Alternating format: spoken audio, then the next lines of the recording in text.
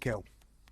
But today, you have now got to look at yourself. We were 2-0 up. 2-0 up, and you have got to have a little bit more fucking bollocks about yourself and go for games instead of sitting back against fucking Wolves, who are bottom of the league and relegated. What could he have done?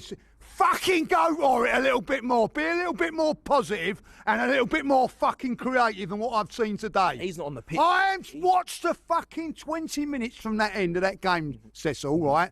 And I'm watching us hanging on.